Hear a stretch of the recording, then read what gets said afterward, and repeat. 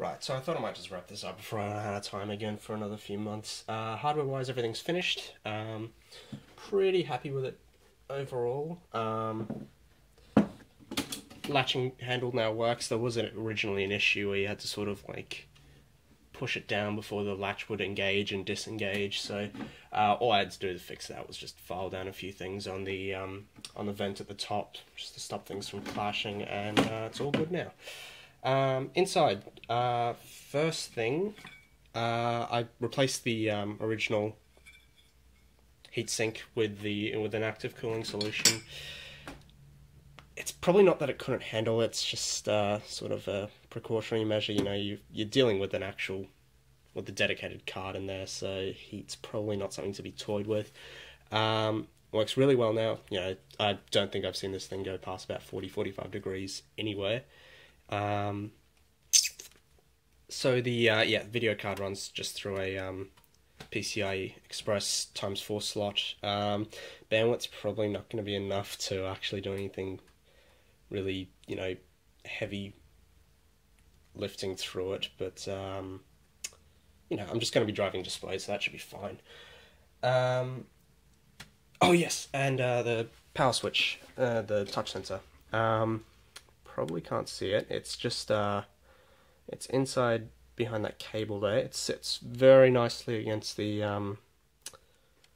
actual sensor board. Can't remember what PWM frequency I set the LED to run at, but if you have a look at the code, it should be in there. Other than that,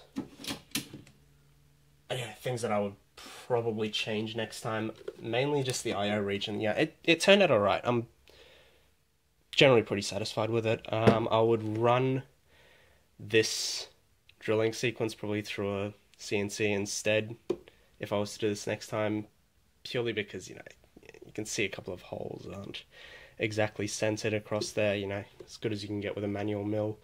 And instead of sanding it by hand, you know, with an orbital sander, probably just go ahead and sandblast it to get a smoother surface finish. Paint sticks to it better that way as well. I had to go through a few coats before I could actually, well, a few sand downs and repaints before I could actually get it to stick properly. But yeah, other than that, it turned out quite nicely. So let's power her up.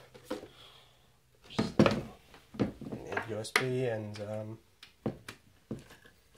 yeah, so the display that you see behind it, that's just a 30-inch Dell 2560 by 1600 display. That is currently running through the HD 4000. There's a few issues with the AMD actually booting up with the display plugged in. You sort of have to do a replug after you've started up to get it to recognize correctly. I'll deal with that later when I can. It's just a software issue for that. Works fine under Windows. So let's power that on.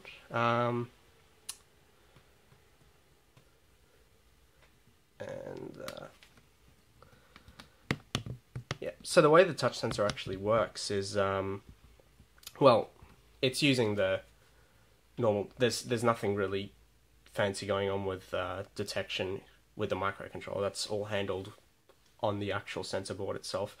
The indicators though, so at the moment, well, you know, the way that it's set up is the BIOS is set up to have a dual color LED plugged in, and depending on the polarity, the LED can indicate whether it's in sleep or in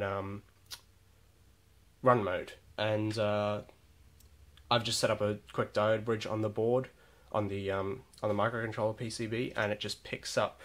Well, it routes the current depending on which way that polarity is set from the BIOS, and then depending on that, different pins on the micro go high or low. And yeah, there's just a continuous loop in there that checks the status of that pin. Hardware wise, everything, you know, it's just the DQ77KB in here, which is you know, a lot of people have gotten working. Just go over to graphics here. yeah, so there we can see the 70s and 50s recognized. No display plugged in, of course, at the moment, and the 4000 is running the Dell display there. So I'll just put this thing to sleep quickly and see how we go. Alright, so I'll just give that a few seconds. It takes a little bit longer than some of the other boards that I've used to actually go to sleep. Not sure if that's specific to, you know, what's actually inside this, or whether there's something funny going on in the OS. But yeah, so the actual function that it uses to set the LED brightness is e to the sine x.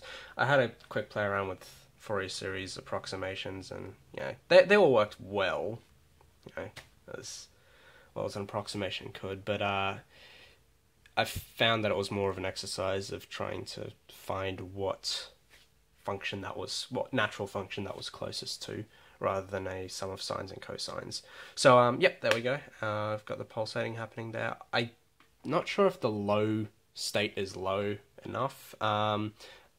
I think what happened was if I tried to drive it any lower, I would start getting flickering, probably because it was getting close to the LED's forward voltage there. And you know, I'm pretty happy with that. Yeah, it's probably not perfect, but it's close enough. Another thing, the actual sensor board handles the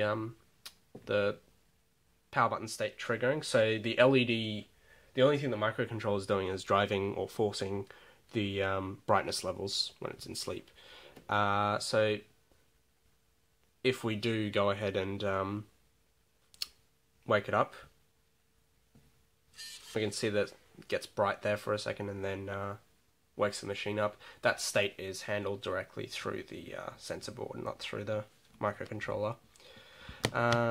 So I will go back into there. I can double check that as well. So if I'll just get that all into one frame. If I go ahead and touch the sensor there and see that the shutdown menu came up there. And lastly, I'll just plug in the second display through the AMD card, the Radeon, and should see that comes up on the right there. There you go. And yeah, it's considerably lower resolution purely because of the fact I'm using a passive mini display to DVI converter, not an active one.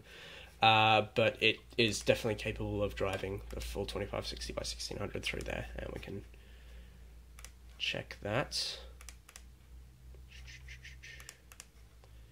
There we go. So yeah, you can see that that second Dell 3007 running at 1280 by 800, which is exactly half of its native resolution. Alright, so that's all. Thanks for watching.